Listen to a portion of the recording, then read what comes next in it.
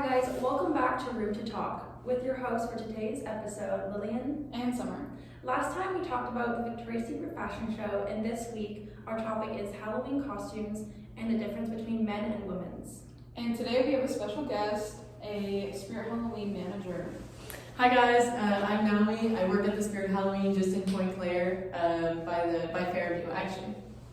Hi. Hi. Nice to have you. I'm so honored to be here actually. I was really excited for this. So how has the season been for you? This season actually has been pretty good. We always have those last minute people come in, the few days before finding their costumes or the little accessories they need.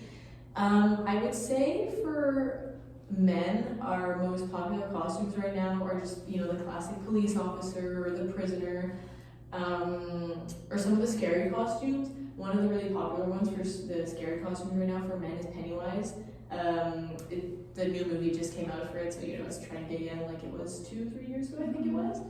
And for women, I'd say our most popular costumes are for like the duo costumes, the sexy police officer and the cute criminal, for the girls' costumes, or the sexy nun.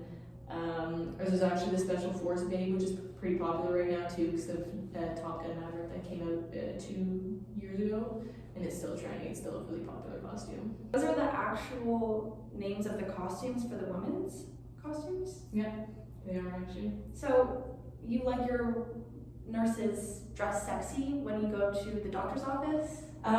See, that is a little bit of a stigma right now going around.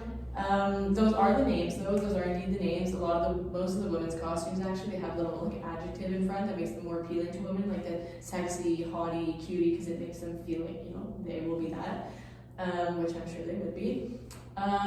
No, actually, I don't appreciate my nurses being sexy when I go to the doctor's office, but you know what? That's how we're getting our sales right now. So if a young girl, maybe 15 or 16, wants to dress up and she decides to go to Spirit Halloween, how many options does she have for an appropriate costume? Unfortunately, not many. Like I said, like when you walk in the store, there's the toddler infant section, like young kid section, which probably won't be fitting in anyway. And then the other women's section we have, I'd say a good 90% of the costumes, 95% of the costumes are all sexy or have something sexy related to them. Like the sexy nun costume, instead of the long thing, it's a short skirt. It has a lower revealing top and it has like a whip with it. Like it's just, unfortunately, there's not many options, but that's the reason we are getting our sales right now. It's become kind of like a social norm for women to dress up sexy going out for Halloween. So that's the way we get our sales, is people requesting to have more costumes like that. And how do you feel about that? Do you think it's wrong? I do think it's wrong. But unfortunately I don't have a choice to support it. I can't really change much. I can put in a request, but if our customers are asking for costumes like that, I can't change that. If not, we wouldn't be making money. So have you ever thought of any negative effects surrounding this? No, I haven't actually. Are there some I'm unaware of? I think so.